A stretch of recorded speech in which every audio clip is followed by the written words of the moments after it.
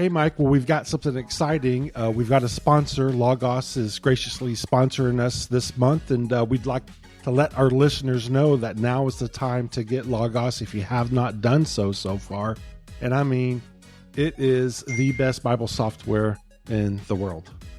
Yeah, it is. I have to agree. I mean, a lot of listeners will know I worked there for 14 years up there in the Pacific Northwest. I haven't been there for a few years now, but I continue to use the product. It is hands down the best Bible software that you can get. And, with that, if you go up to the website, it's going to look really expensive because some of the packages are expensive because of all the value, all the books that you get in it. But you can get started now for just $49, which is unbelievable. There was nothing like that when I was there. Yeah, I mean, you've got so much to choose from. Over 200,000 digital books. You've got, audio books. You've got videos. You got seminary level courses, commentaries. Mm-hmm. You can get it on your phone, tablet, computer. It's an awesome piece of software.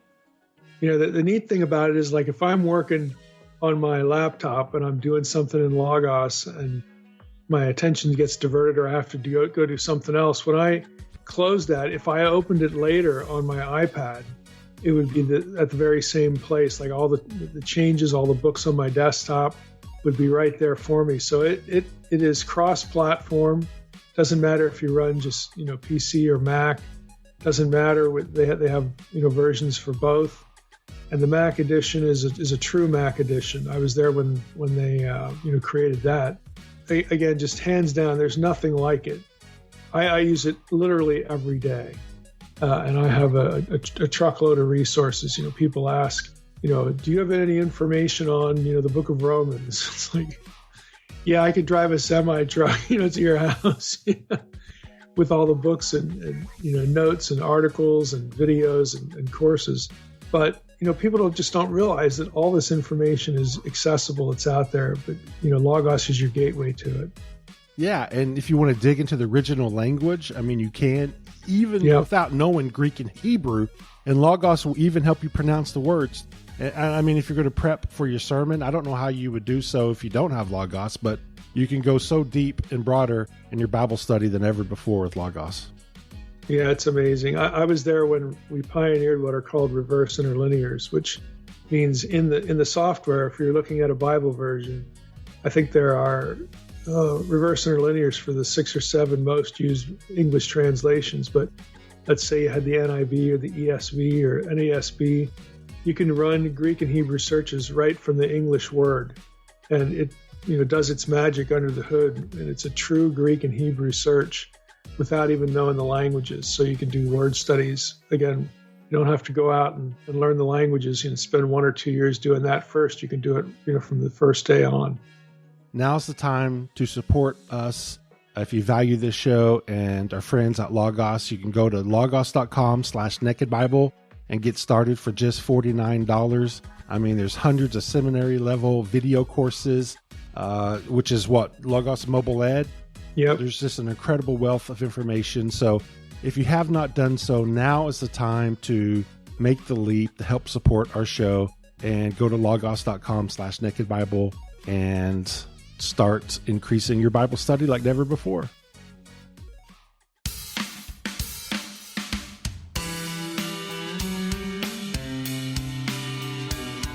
You're listening to the Naked Bible Podcast. To support this podcast, visit nakedbiblepodcast.com and click on the support link in the upper right-hand corner. If you're new to the podcast and Dr. Heiser's approach to the Bible, click on New Start Here at nakedbiblepodcast.com. Welcome to the Naked Bible Podcast, episode 438, the Epistle of Jude, part 7. I'm the layman, Trey Strickland, and he's the scholar, Dr. Michael Heiser. Hey, Mike. How you doing? Oh, not too bad. Not too bad. Heading into some new treatment. Radiation? Yep.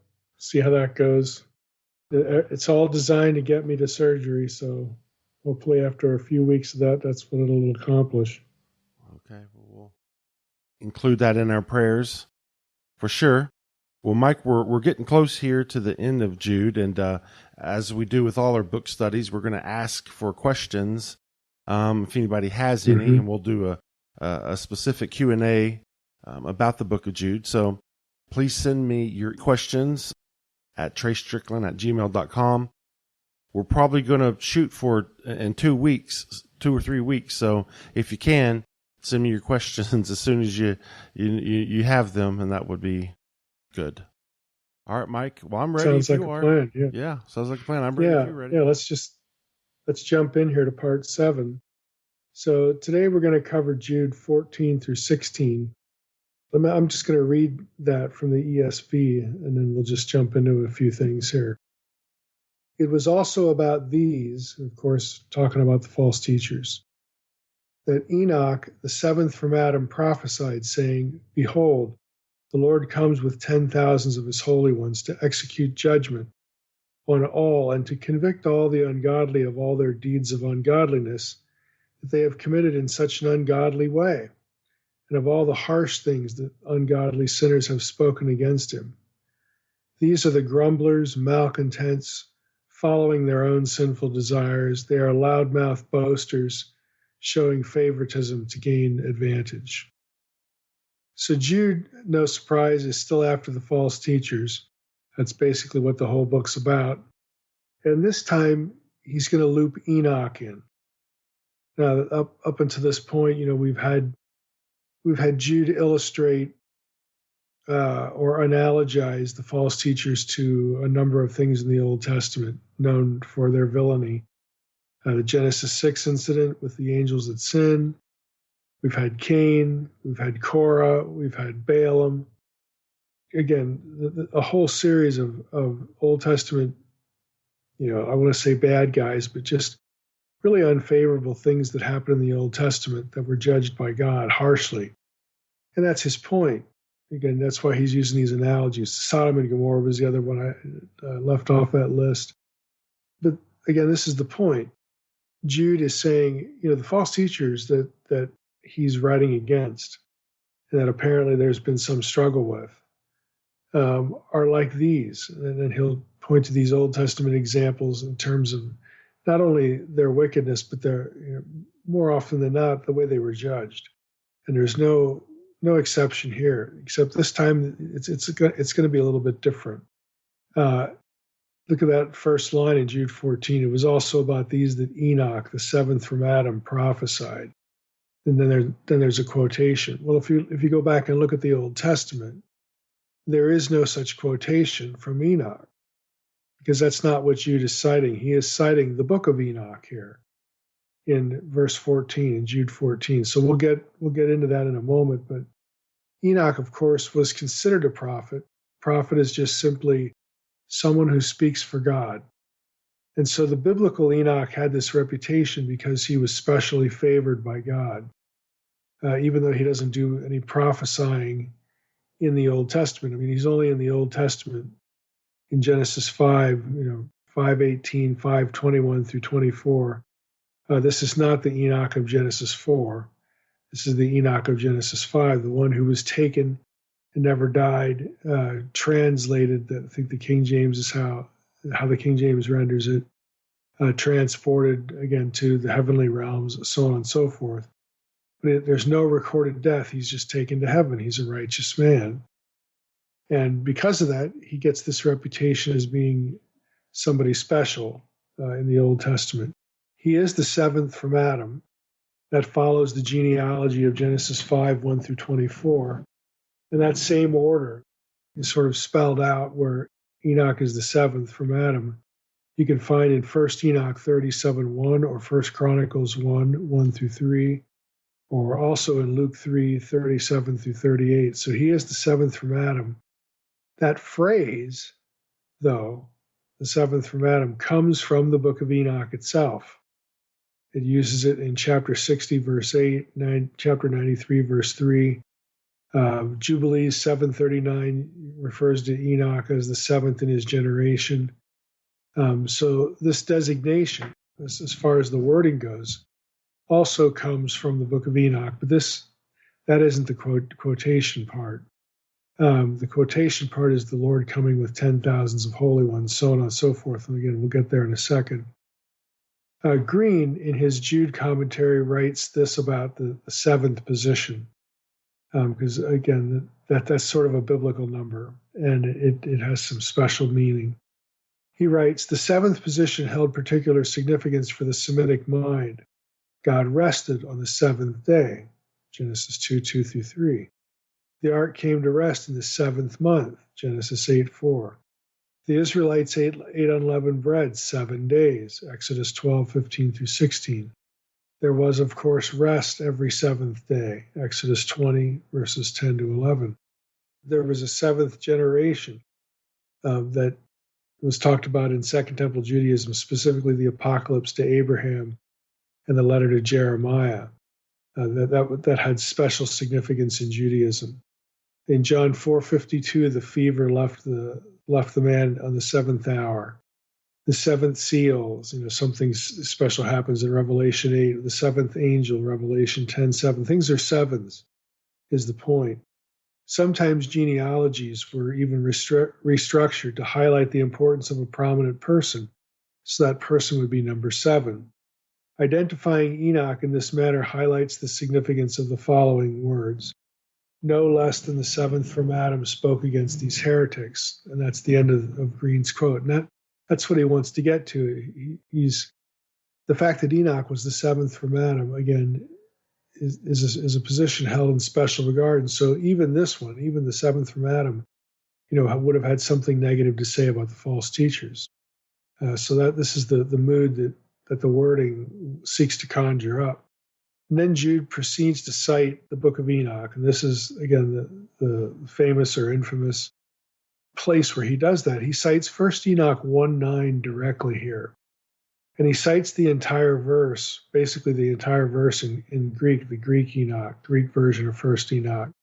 So I'm going to read 1 Enoch 1:9 in its own context. And this comes from Charlesworth's Old Testament pseudepigrapha volume. So this is basically how the book of Enoch opens, because I'm going to start in verse 3. And I took up with a parable, saying, the God of the universe, the holy great one, will come forth from his dwelling. And from there he will march upon Mount Sinai and appear in his camp, emerging from heaven with a mighty power. And everyone shall be afraid, and the watchers shall quiver, and great fear and trembling shall seize them under the ends of the earth. Mountains and high places will fall down and be frightened, and high hills shall be made low. They shall melt like a honeycomb before the flame. The earth shall be rent asunder, and all that is upon the earth shall perish. And there shall be a judgment upon all, including the righteous. And to all the righteous he will grant peace. He will preserve the elect, and kindness shall be upon them. They shall all belong to God, and shall prosper and be blessed. And the light of God shall shine unto them. And here's verse 9. Behold, he will arrive with 10 million of the holy ones, in order to execute judgment upon all. He will destroy the wicked ones and censure all flesh on account of everything they have done, that which the sinners and the wicked ones committed against him. So this is an apocalyptic vision. First Enoch is an apocalyptic book. It's kind of like the book of Revelation, which we've mentioned before. But of course, in Enoch's case, Enoch is interpreting and affirming the apocalyptic vision of the Old Testament prophets, just like John did in the book of Revelation. We spent a whole lot of time going through the book of Revelation and how it references the Old Testament. Enoch does more of the same. Again, talking about the end of the world as we know it. He's interpreting and affirming the apocalyptic vision of the Old Testament prophets. There's nothing in what I read there that you wouldn't also find in the Old Testament. And so we have in verse 14, it was also about these that Enoch, the seventh from Adam, prophesied, saying, behold, the Lord comes with 10,000s of his holy ones to execute judgment on all and to convict all the ungodly of all their deeds of ungodliness that they have committed in such an ungodly way, and of all the harsh things that ungodly sinners have spoken against him. This is a vision of judgment. Scholars have drawn attention to the way Jude cites First Enoch here. And those of you who are into the book of Enoch, you probably have heard of this before. But the scholars have been taken by the fact that Jude uses formulaic language in this passage that is found in other New Testament books for the way Old Testament prophets get cited. In other words, Jude cites Enoch like other New Testament writers would cite Scripture. In this case, we have the word prophesied in the declaration that someone prophesied. So verse 14, it was also about these that Enoch, the seventh from Adam, prophesied, saying, and then here comes the quote. That's typical language elsewhere in the New Testament for quoting parts of the Old Testament. In Matthew 11:13, let's just look up a few here. Matthew 11:13 says this, "For all the prophets and the law prophesied until John." And so there's this word of prophecy. Let's look at another one here. Matthew 15:7.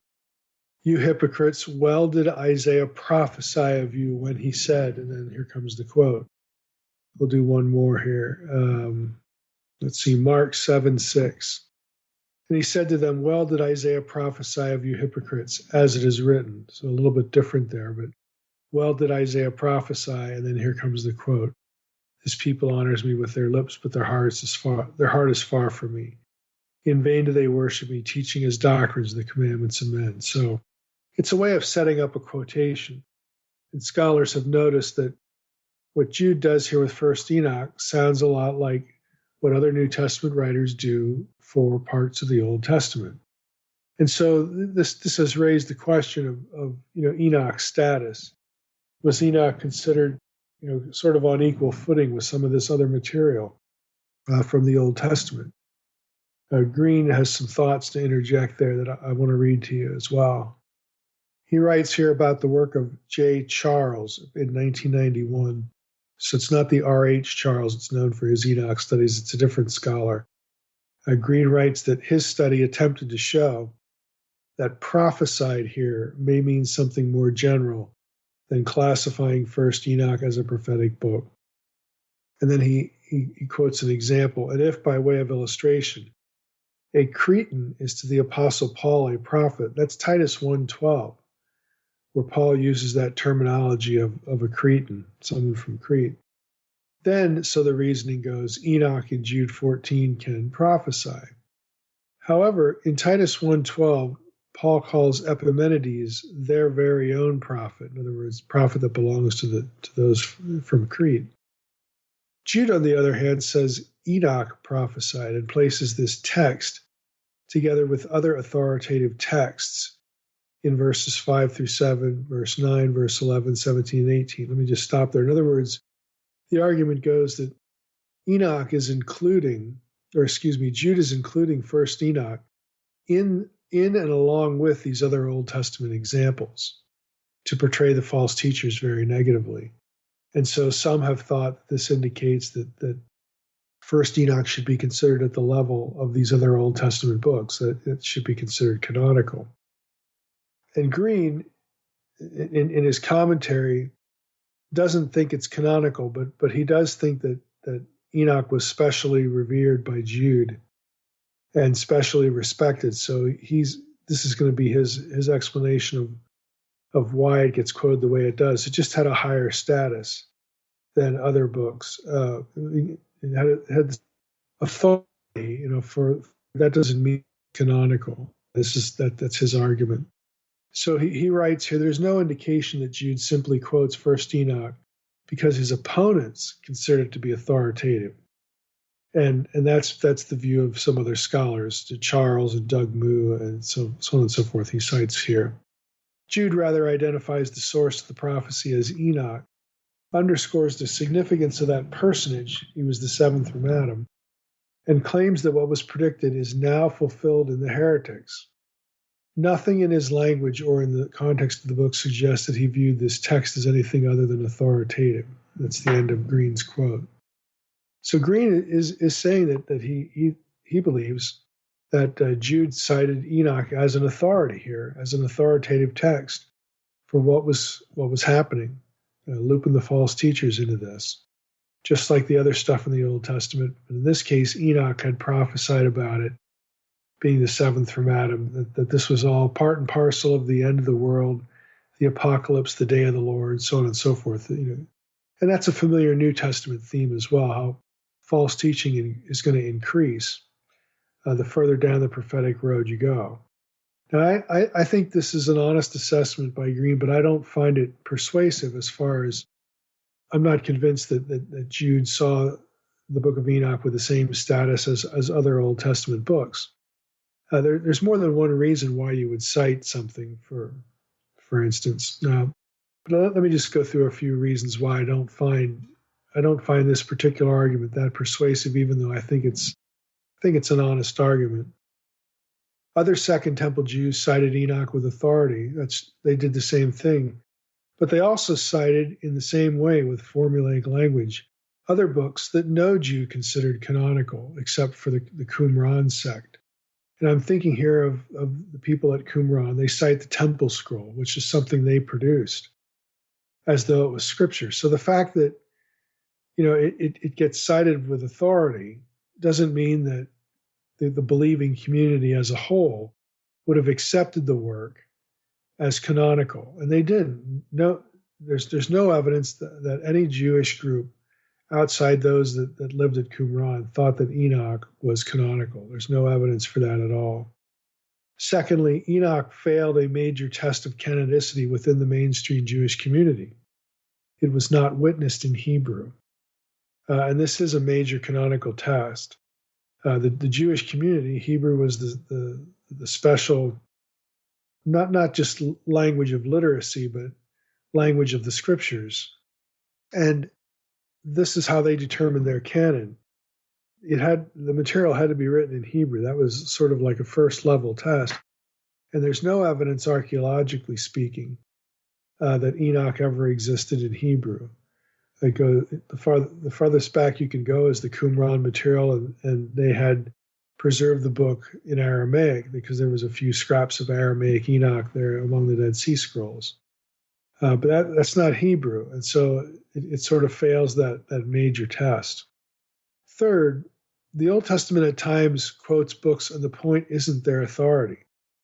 In other words, the Old Testament might use formulaic language, or it might quote something, and it may depend on just sort of the convenience of the author, that the author might have some other reason why he is citing a text.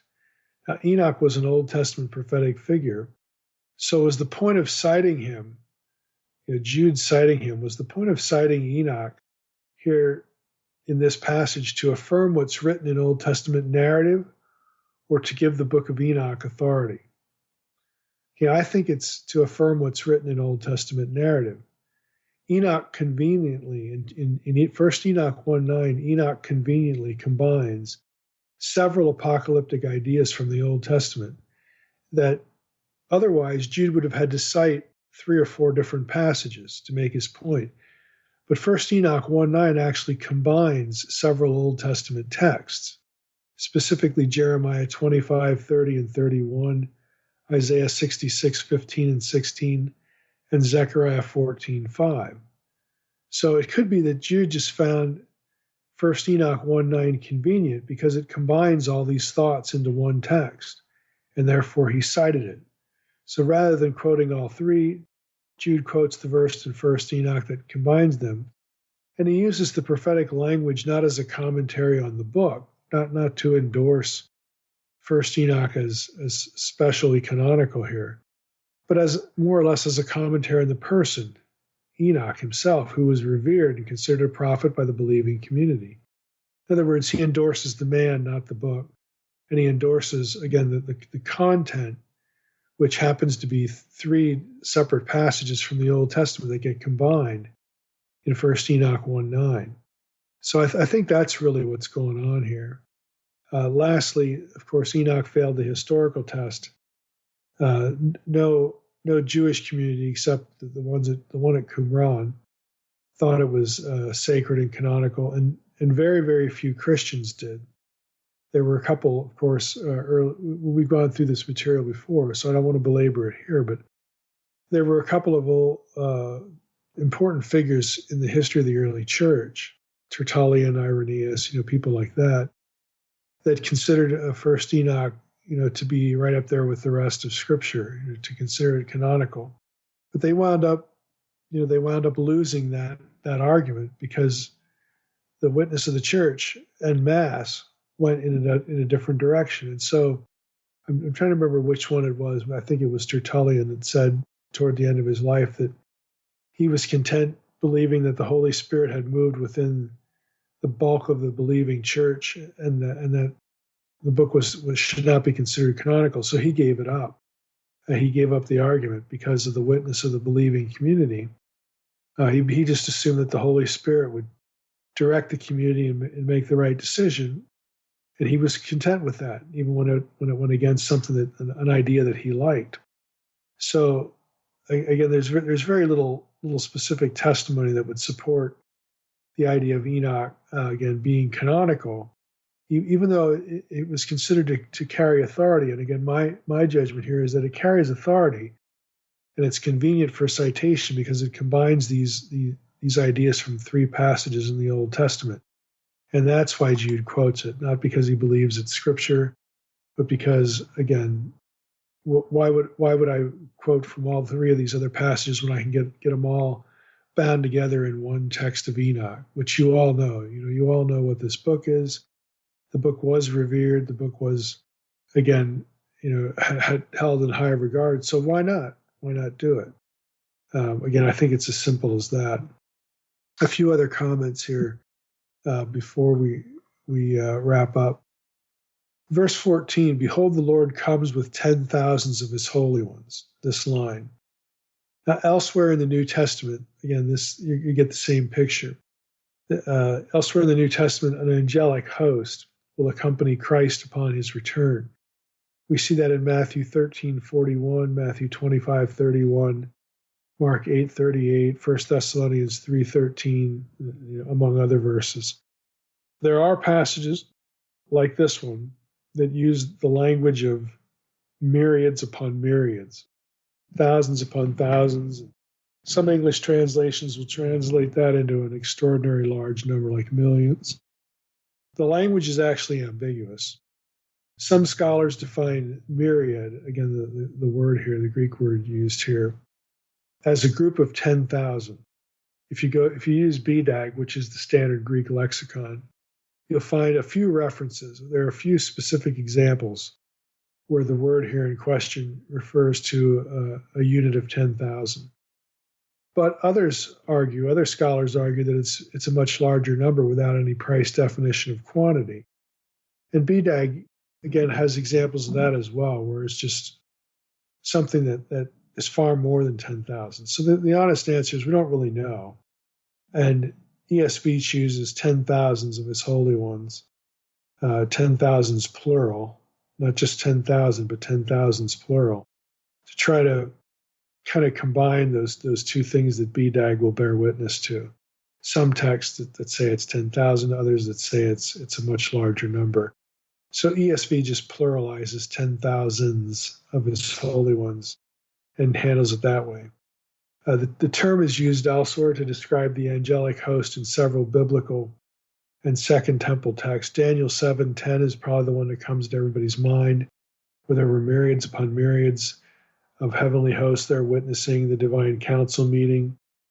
Hebrews 12:22, the innumerable celebration of angels. We get that language that we see here in Jude. Revelation 5:11. You get it in 1 Enoch as well, 1 Enoch 14:22 and 1 Enoch 40 verse 1. It's a familiar image from both Old Testament, New Testament, Second Temple literature. Yeah, but we're not quite sure exactly how many or what the count would be. Verse 15, one comment on this phrase or phrasing, to execute judgment on all and to convict all the ungodly of all their deeds of ungodliness. This idea of executing judgment, Green says, is an expression commonly employed in the Septuagint. And he cites some examples: Genesis 18:19, Genesis 18:25, Deuteronomy 10:18, Deuteronomy 33:21, so on and so forth.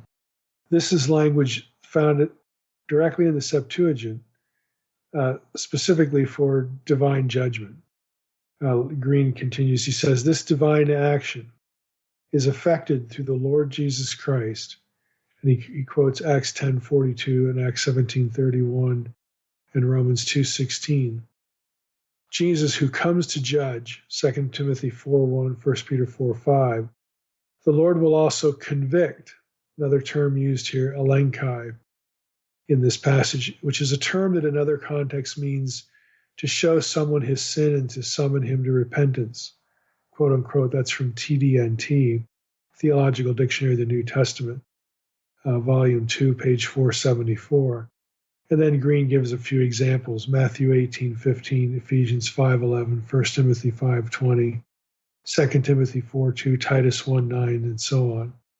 So what he's getting at here is this is also itself formulaic language coming right out of the Septuagint for the Messiah, basically to render judgment.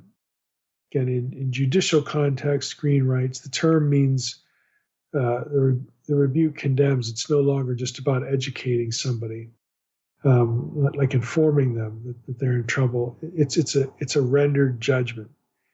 In the judgment of the true character of the heretics will be brought to light, is his point. Jude appears to hold no hope of any redemption for the heretics. In Christ's coming, they will be judged and condemned. Again, it's messianic. It's the language of messianic expectation and the language of secure judgment in the Septuagint and in Second Temple texts. And so Green's argument is this is why Jude is using it to sort of demonstrate the certainty of what's going to happen to the false teachers. Verse 16, one more item here, or a couple of items, I guess. ESV has one Greek term translated grumblers. The term that's used here is not really whining under hardship. That's not really what it means. But in the Old Testament and the Septuagint, the motif of grumbling really refers to a disgruntled criticizer. So Jude likely has in mind more negative examples from Israel's history. Again, comparing the false teachers to disgruntled critics. And there are a number of examples of this in the Old Testament. The people grumbled against Moses, Exodus 15:24, Numbers 14:36, Numbers 17:5. They also grumbled against Moses and Aaron, Exodus 16:2, Numbers 14:2, Numbers 16:41. They also grumbled, in similar language there, against God.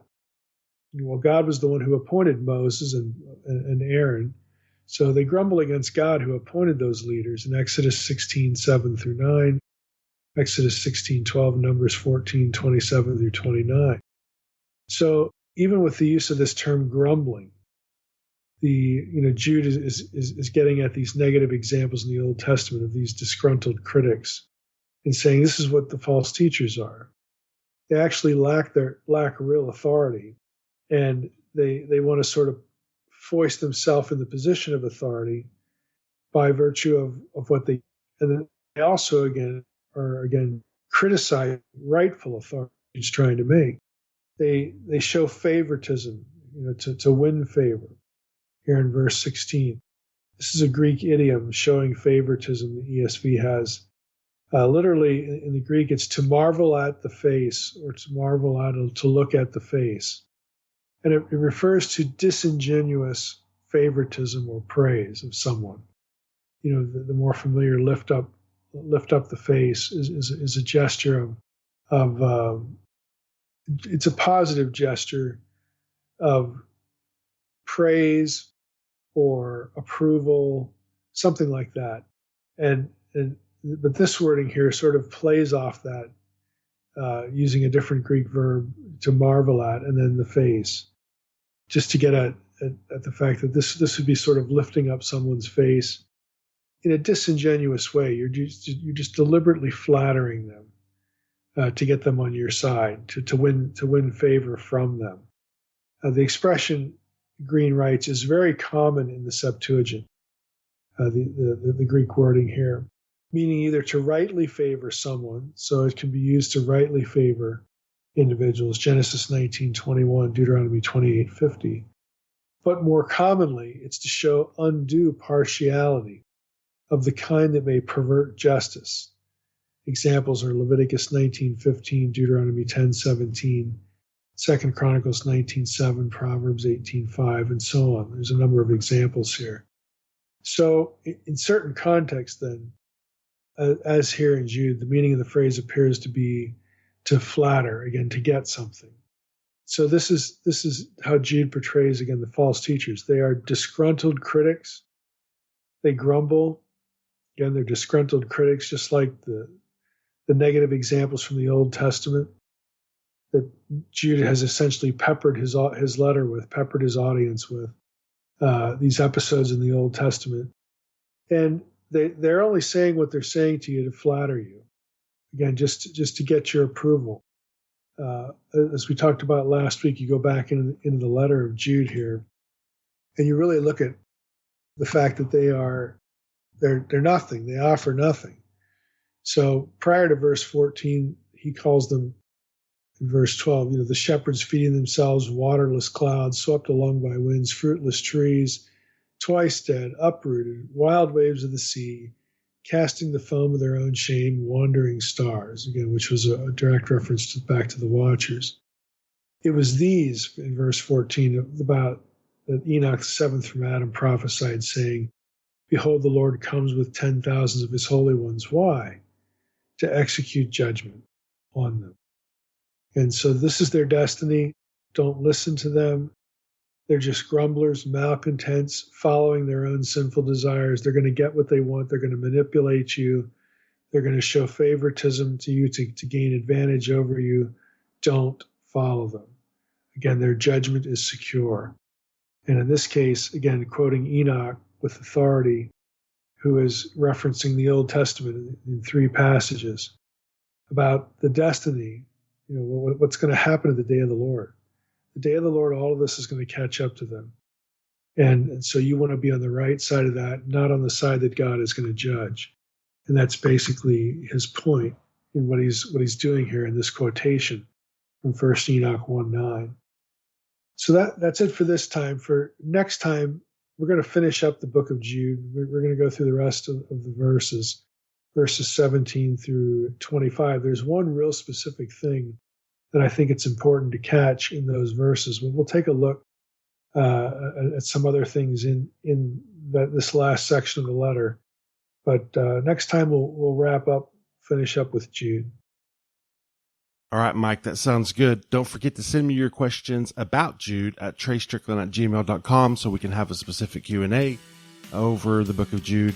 And also remember, please go visit logos.com/nakedbible if you have not done so. We'd appreciate it. And looking forward to wrapping up Jude next week, Mike. And with that, I want to thank you, everybody, for listening to the Naked Bible Podcast. God bless. Thanks for listening to the Naked Bible Podcast. To support this podcast, visit www.nakedbibleblog.com. To learn more about Dr. Heiser's other websites and blogs, go to www.drmsh.com.